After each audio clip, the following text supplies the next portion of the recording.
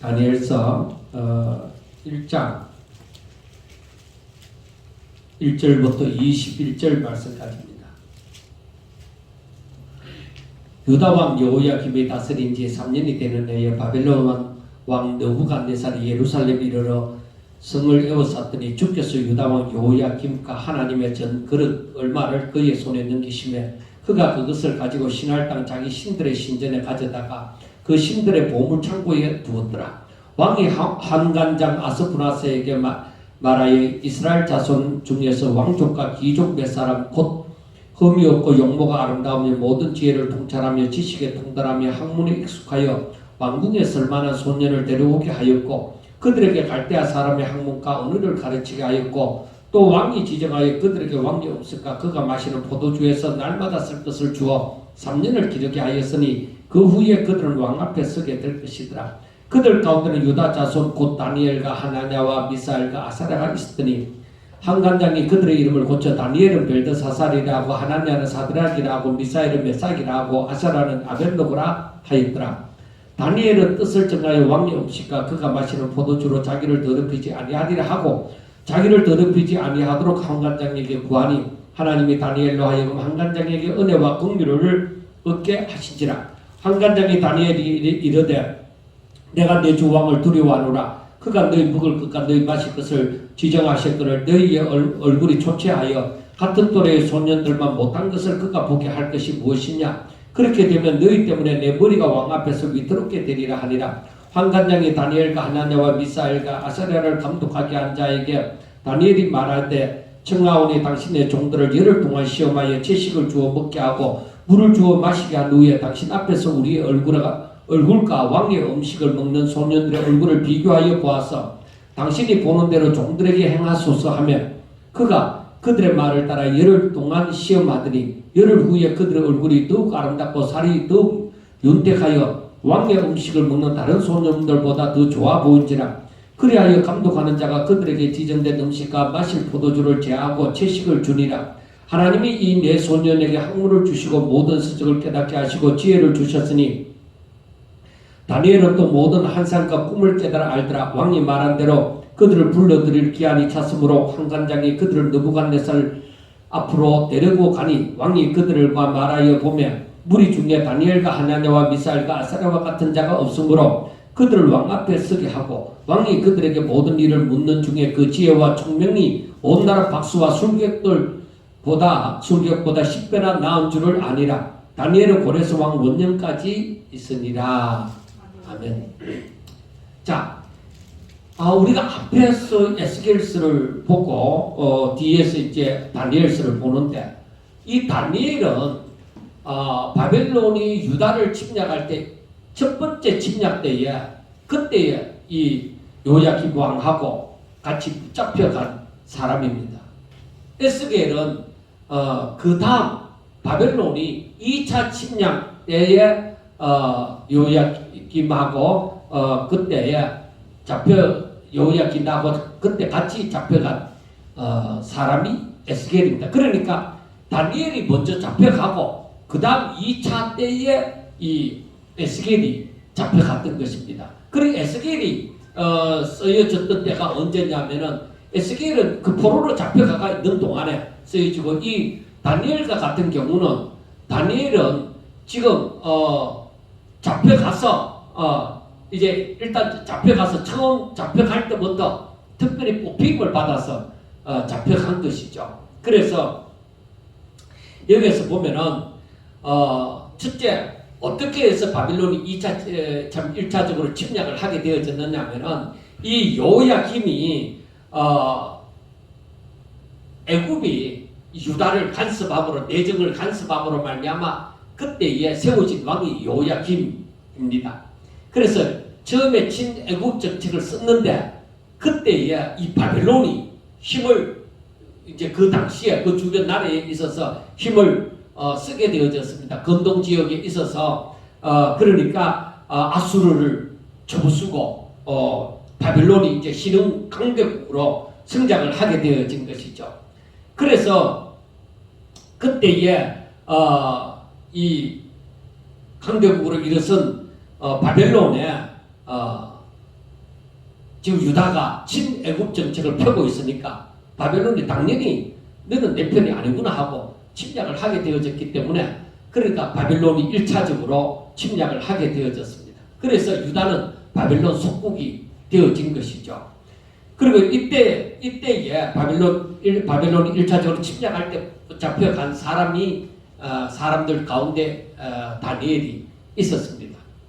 그때에 이제 바벨론으로 잡혀가고 난 다음에 나중에 이 메대와 바사라는 나라가 서게 되어져서 바벨론 제국을 무너뜨리고 새로운 제국으로 발돋움을 하게 되어집니다.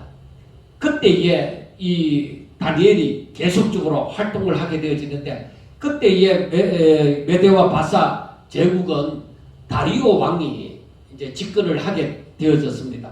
그런데 다리오 왕이 처음에 집권을 했지만 실질적인 그 메대와 바사의 그 힘을 가진 왕은 고레스 왕이었습니다. 고레스 왕 2세였는데 그런데 이 고레스 왕은 우리가 잘 알고 있는 대로 나중에 포로들을 자기 나라로 돌아가도록 그렇게 이제 명령을 하게 되어졌죠. 그래서 고레스 왕 때의 1차 포로 기한이 있게 되어졌습니다.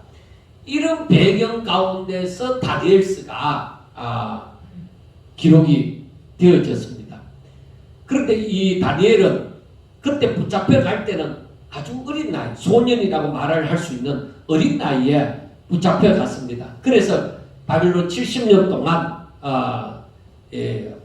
생활하지만은 포로였지만은 황실에서 특별히 그 왕의 그 총애를 받고 황실의 궁궐에서 생활을 하게 되어졌습니다. 그 가운데서 이제 나중에 메대와 바사가 이제 이 바벨론을 멸망시키고 대제국을 이루었을 때에 그 바사 제국에서 황실의 직원, 즉 관료로서 한 20여년간 다니엘이 생활을 하게 되어집니다. 그런데 이 다니엘이라는 사람은 포로로 잡혀갔는데 황실에서 자라게 되어졌고 거기에서 모든 학문을 또 더욱더 배우게 되어졌고 그리고 그 포로지만은 황실에서 고위직을 가지고 살게 되어졌습니다. 그런데 우리가 이 다니엘서가 우리에게 그렇게 크게 다가오는 것은 다니엘이 잡혀갈 때부터 끝까지 믿음이 오르고졌다는 것입니다. 믿음을 지키게 되어졌다는 것입니다. 그래서 여기에서 보면은 처음에 세 국으로 나누면 전반부에서는 다니엘과 다니엘의 세 친구가 이제 붙잡혀 가서 왕국 생활을 하게 되어지는 데부터 시작해서 나중에 느부갓네살의 꿈을 통해서 그 제국의 흥망성쇠와 하나님의 그 최후 심판과 구원에 관한 예언을 말하고 있습니다. 그리고 그 마지막 부분에서는 하나님의 그 다니엘이 본 환상과 그리고 가브리엘 천사에 대한 환상에 대한 해석을 말을 함으로써 이 제국이 앞으로 어떻게 되어질 것인가 그리고 하나님의 최후 심판과 구원에 관한 그런 내용으로서 이 다니엘서가 기록이 되어졌습니다. 그래서 우리가 이처럼 보면서 저는 이 다니엘서를 보면서 생각하는 것이 무엇이냐? 우연. 세상에 우연이 있느냐? 저는 우연이 없다고 봅니다. 왜? 하나님은 실수가 있는 분이 아니기 때문에 우연이 없어요. 모든 것이 하나님이 아시는 가운데서 하나님의 계획 가운데서 다 이루어졌다. 그래서 우리가 하나님이 어떤 분이시냐? 하나님은 창세전부터 전지전능하신 분이시다. 모든 것을 다 아시고 모든 것을 하시고 그리고 하나님의 계획 가운데서 모든 것을 이 계획을 다 성취하시는 분이시다. 그러므로 우리가 하나님의 하시는 일에 대해서 확신을 가질 수 있어야 되고 하나님의 약속하심에 대해서 내가 믿음을 가지고 그걸 붙들고 살아갈 수가 있어야만 되는 것입니다. 그래서 이 말씀을 통하여 살펴볼 때 이 포로로 잡혀간 다니엘과 세 친구 사드락과 메삭과 아벤노고 우리가 쉽게 얘기하면 그렇게 세 친구를 우리가 생각해 볼 수가 있습니다. 다른 사람들도 왕족이나 귀족 가운데서 잡혀간 사람들이 있습니다. 그러나 특별히 이 사람들을 말하는 것은 하나님이 이들에게 특별한 섭리로 역사하셨기 때문입니다. 그런데 여기에서 우리가 성경에서 보는 것처럼 여기에서 왕이 환관장 아스푸나스에게 말하여 이스라엘 사람 중에서 왕족이나 귀족 그 몇 사람 곧 흠이 없고 용모가 단정하고 그리고 모든 지혜를 통찰하며 지식에 통달하며 학문에 익숙하여 왕궁에 쓸만한 소년.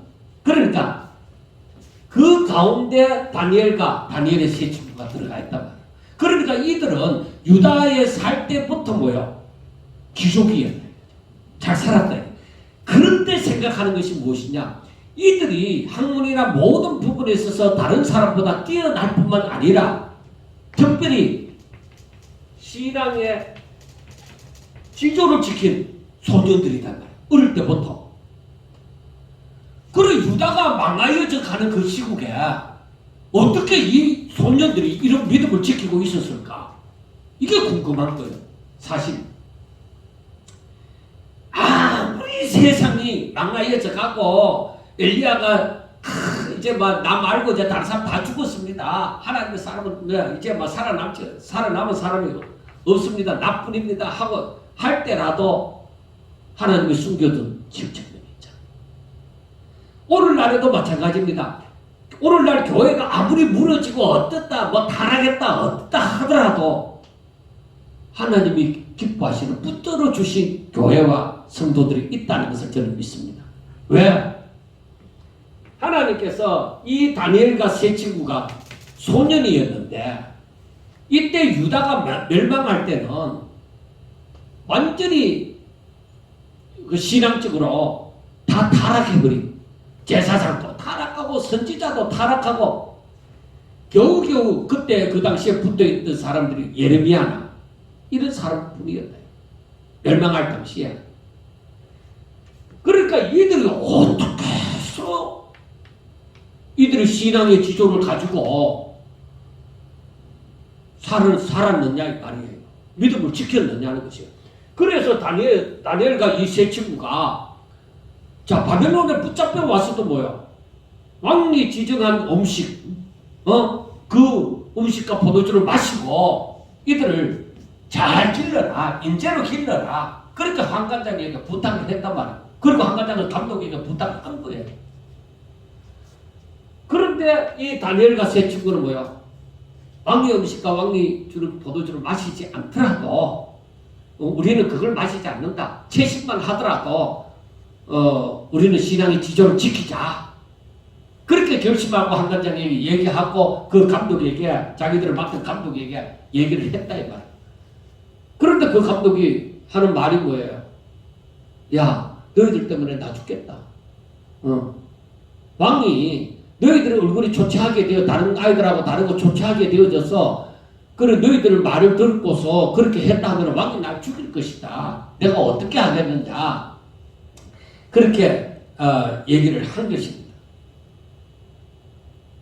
그랬을 때에 그러면은 여기서 볼 때에 이들이 뭐라고 얘기를 하느냐 하면은 열흘 동안 시험하여 달라는 것입니다. 열흘 동안만. 열흘 동안 시험하여 보고 채식을 주고 먹게 하고 그 물을 주고 마시게 한 후에 우리 얼굴하고 왕의 음식을 먹은 소년들의 얼굴하고 비교해서 만약에 못하다면은 그때에 환관장이 하고자 하는 대로 하시라. 그렇게 한 거예요.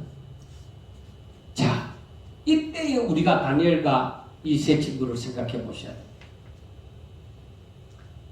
하나님께서 이 다니엘과 세 친구 유다의 멸망, 하나님을 떠난 세상이 되어진 그 유다 가운데서 하나님은 그 유다의 멸망을 하나님은 이미 선지자를 통하여서 예고를 하잖아요. 그런데 그 가운데서 하나님은 이들을 지키신다는 거죠. 하나님은 그 가운데서 이들을 붙잡아 주신 거죠. 믿음을 지키고 살도록 어떻게 하든지 간에 믿음을 지키고 살도록 만들어 주신 거죠. 그리고 중요한 것은 무엇이냐? 느부갓네살 왕의 마음을 움직여서 이들을 특별히 보호하도록 만들어 줄 거예요. 특별히 보호하도록. 그러니까 왕의 특명 가운데서 이들이 보호함을 받으면서 신앙을 지키는 길로 가게 되어지고, 그 가운데서 이 앞으로의 세상의 멸망에 대해서 얘기를 하는 거예요. 구원에 대해서. 멸망을 얘기하면 구원을 또한 얘기하는 것이죠. 그러니까 하나님께서 이들을 쓰시고자 하고, 이들은 하나님의 쓰시고자 함에 합당한 삶을 살아가는 것이죠. 그래서 우리가 이걸 보면서 이제 다니엘서를 처음 시작하면서 딱 생각하는 게 뭐냐? 내가 믿음을 지키며 살까? 아니면 내 마음대로 좀 살까? 그겁니다.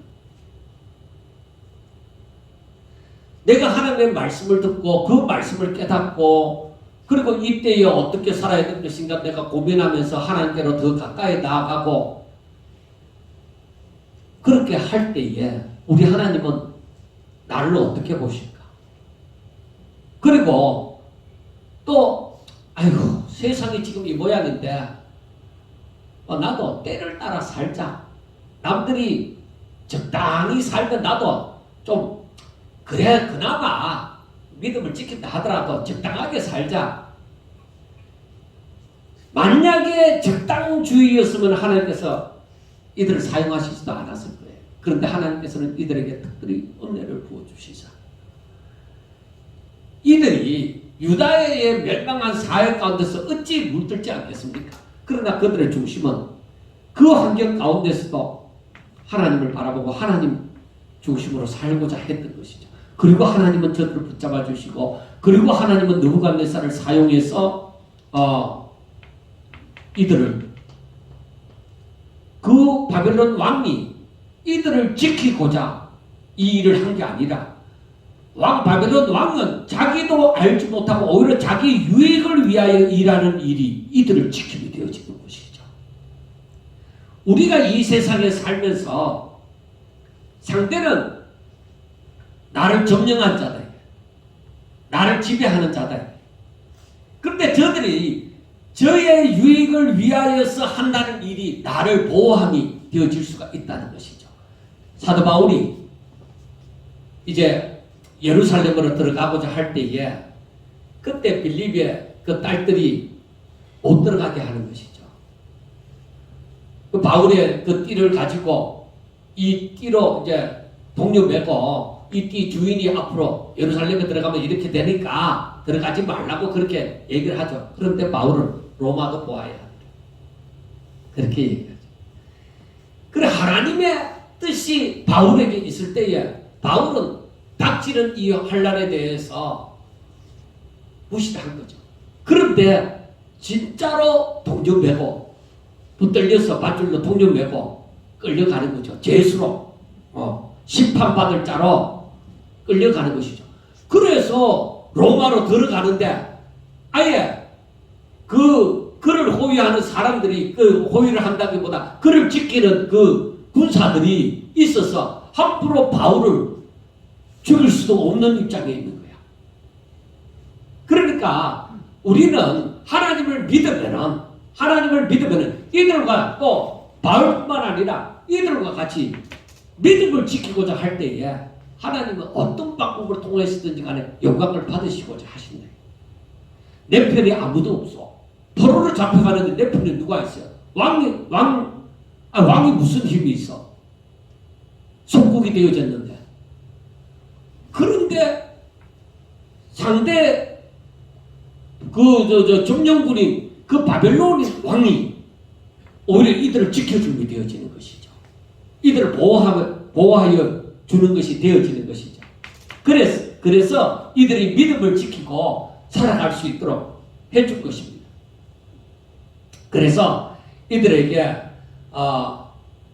이제 궁궐에서 깨닫게 되어지는 것은 모든 학문을 이제 배우게 되어지고 또 모든 책을 알게 되어지고 지혜가 이제 있게 한 거예요. 그래서 하나님께서는 이들에게 더욱더 잘할 수 있는 환경을 열어주신 것이죠. 그런데 다니엘은 그 가운데서도 모든 환상과 꿈을 깨달아 알더라. 하나님께서 이들에게 능력을 주시는데 이렇게 놀라운 능력을 주신 거죠. 왜? 하나님은 왜 그렇게 죽었을까? 다니엘이 잘났을까? 아니에요. 하나님이 쓰신 거죠. 하나님이 하나님의 때에 쓰시고자 이 캄캄한 유다의 그 멸망 가운데서 암흑진 이 시대에 딱 쓰시고자 하나님 편에 선 자가 누구냐? 하나님 편에서 일할 자가 누구냐? 하나님은 너무나도 잘 알고 계시는 것이죠. 그런데 이들은 진짜 하나님, 우리가 이 다니엘과 다니엘의 세 친구를 알잖아요. 이들이 진짜 끝까지 믿음을 딱 대쪽까지 지키는 거예요. 전혀 교만하지 아니하고 끝까지 하나님 앞에서 신앙을 지키려고, 믿음을 지키려고 노력했잖아요. 그런데 하나님이 어떤 역사를 안 일으키겠습니까? 하나님은 전능하신 분이십니다. 열흘 동안 채식을 먹고 그리고 왕의 음식을 먹은 소년들하고 비교해 봤을 때에 어땠을까요? 오히려 그들의 얼굴은 저들보다 더 나았던 것입니다. 그래서 이 다니엘과 그리고 하나네와 미사엘과 아사라 이 세 친구가 왕 앞에 서게 되어졌을 때 왕의 마음에 싹 들게 되어집니다. 얼마나 잘났으면 아니, 하나님께서 왕의 눈에 그렇게 보이도록 만들고 하나님께서 이들을 쓰시고자 특별한 은혜를 부어주신 거죠. 이들의 노력이라고 생각하지 않습니다. 이들도 수고했겠지만 하나님께서 부어주시지 않았으면 이렇게 될 일도 없습니다. 그래서 우리가 이러한 그 하나님의 승리를 이렇게 쭉 보면서 알아야 되는 것이, 하나님께서 이 다니엘과 이 세 친구를 왜 이렇게 사랑했을까? 우리가 다니엘의 세 친구 하면은 불법불을 당장 기억하잖아요. 그리 아니하실지라고 하고 딱 우리가 기억을 하잖아요.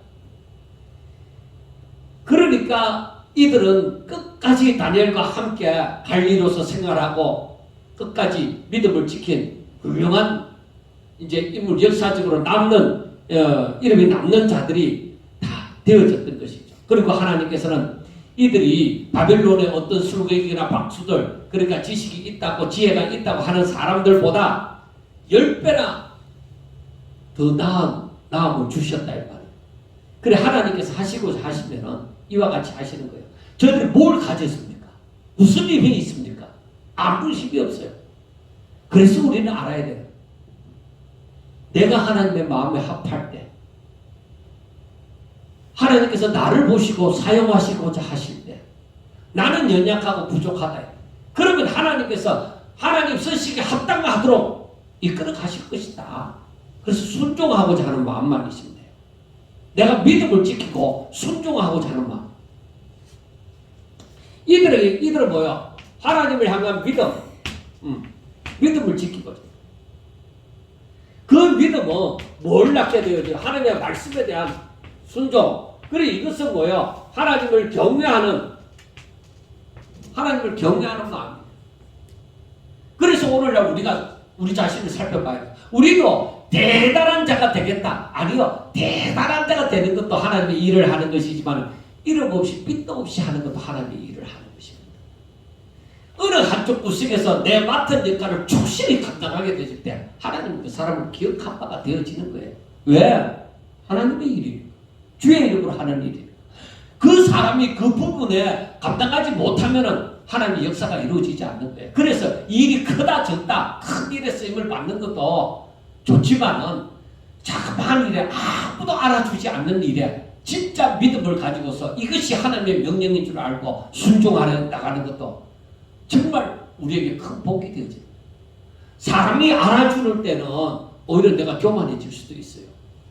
오히려 사람이 알아주지 않을 때에 이름 없이 삐도 없이 일하는 것에 오히려 감사할 줄 아는 자가 되셔야 돼요. 아, 내가 이름 없이 삐도 없이 지금 내가 이 자리에 있으니까 참 오히려 내가 교만하지 않고 이 일을 할 수 있구나 하는 그런 감사도 나와야 돼요. 그래서 하나님께서는 때로는 바울과 같이 정말 죽을 고비를 넘기는 자리에 저 배 밑창에도 집어넣을 수도 있고 정말 그 죽을 고비를 넘기는 수가 많았다면 감옥에 들어가는 수도 있어요. 자, 하나님께서 이들의 믿음을 지키고자 할 때에 이들에게서 순종이 나오죠. 그리고 이것은 바로 하나님을 경외합니다. 이렇게 되어질 때 하나님이 사용을 하신다. 이들을 사용하신다. 그래서 우리가 이 마지막 때에 하나님의 그 증인으로서 일을 할 수 있게 되어지는 것, 그건 뭐냐? 내가 하나님을 향한 믿음과 내가 순종하고자 하나님의 말씀에 대해서 순종하고자 하는 그 마음이 피가, 이것은 즉 하나님을 경외하는 것이다. 이것이 바로 무엇이냐? 하나님을 경외하면 하나님을 사랑하고 그리고 이웃을 사랑하는 거예요. 이웃을 사랑한다는 것은 바로 뭐예요? 하나님을 사랑하는 것을 경외하는 것이고 이웃을 사랑하는 것은 뭐예요? 하나님의 뜻이잖아. 이웃을 구원하는 것이 하나님의 뜻이잖아. 하나님을 이웃에게 나타내는 것이 하나님의 뜻이잖아. 그래서 이것을 섬긴다고 얘기하는 거예요. 이웃을 섬긴다고 얘기해요. 형제를 섬긴다고 얘기해요. 그리고 대접한다고 얘기하는 거예요. 왜? 이들이 하나님을 알 수 있도록 이들이 하나님을 알 수 있도록 내가 섬기고 대접하고 하는 거예요. 그래서 처음에는 알지 못한다 할지라도 나중에는 하나님께서 분명히 저들에게 은혜를 베푸시사 아하, 나를 섬기던 그 사람도 이렇게 살았지. 아, 그 사람이 이렇게 해서 주의 일을 했구나. 이걸 알게 되어지는 것이죠. 그래서 제가 토요일 날 제가 그 메일을 보내드릴 때에 제가 얘기한 것이 있죠. 나의 원수, 나를 핍박하는 자, 내가 어떻게 이들을 위해서 기도하고 이들을 사랑할 수가 있느냐? 못한다. 그리고 내가 뱀같이 지혜롭고 비둘기같이 숨겨라라고 했는데 내가 뱀같이 지혜로우려면은 내가 이 원수들을 어떻게 사랑하느냐? 핍박받는 자들 위해서 내가 뭐 바보냐? 내가 왜 그들을 잘 때라고 기도하느냐? 내가 저들 수법이 빤하게 내 눈에 보이는데 내가 어떻게 저들한테 쏘가 넘어가 주겠느냐? 여러분, 쏘가 넘어가 주는 게 아니고 하나님의 뜻이므로 내가 하나님 앞에 순종하는 거예요. 그래서 내가 어떻게 하면 이렇게 할 수 있습니까? 하나님의 뜻을 알면 할 수 있어요. 처음에는 제가 원수를 사랑하라는 이것에 대해서 처음에는 제가 어떻게 깨달았느냐 하면 처음에는 원수를 사랑한다는 것은 하나님이 나한테 내 마음을 그렇게 만들어 주셔야만 된다. 거기까지만 알았는데 나중에 제가 또 그 가운데서 조금 더 깊이 깨닫게 되어지는 것이 이게 하나님의 뜻이야. 예수님이 그렇게 하셨다. 우리에게 보여주셨다. 아무 죄도 없으신 분이 사망 가운데 살아가는 사람들, 전혀 믿음이라고 없는 그 사람들을 위해서 그 사람들의 수작을 다 알면서도 저들 위해서 십자가를 짊어지신 거예요.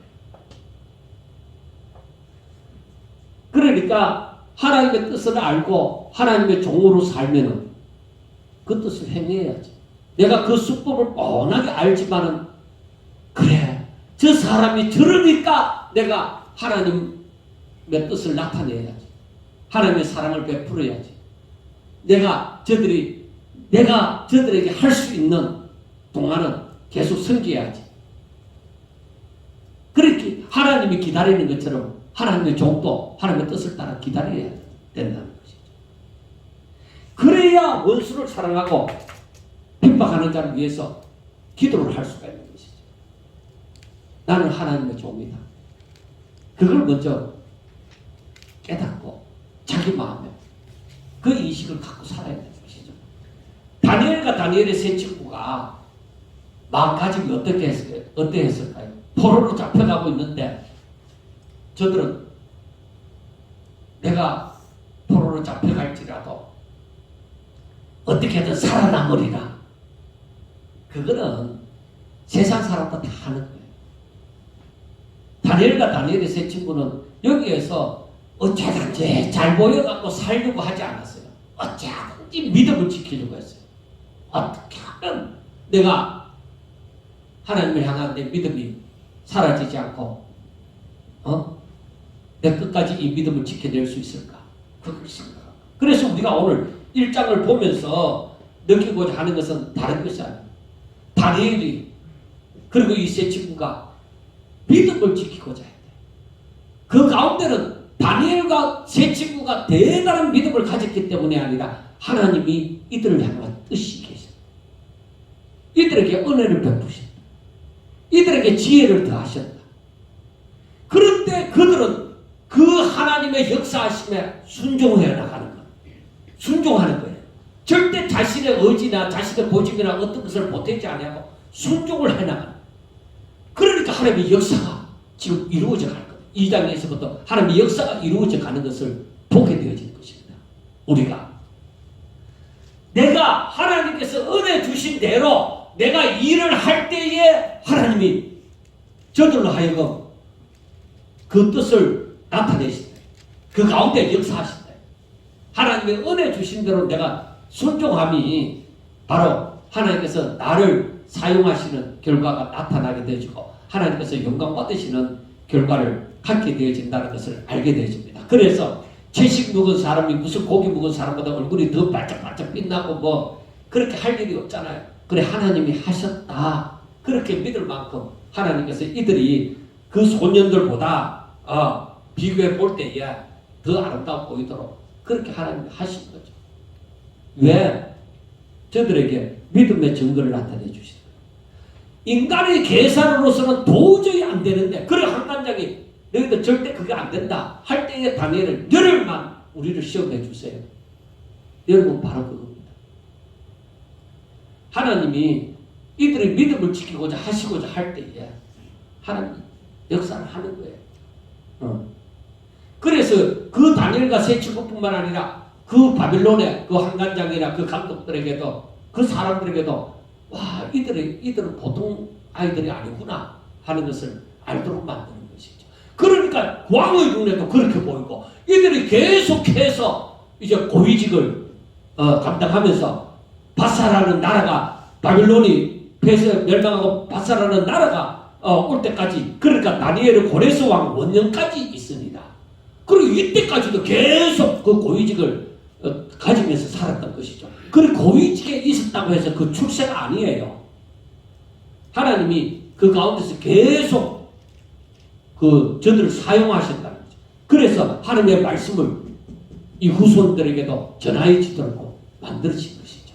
자, 여러분 이제 결론적으로 얘기를 합니다. 세상에 우연은 없다. 하나님의 계획 가운데서 모든 것이 이루어져 간다.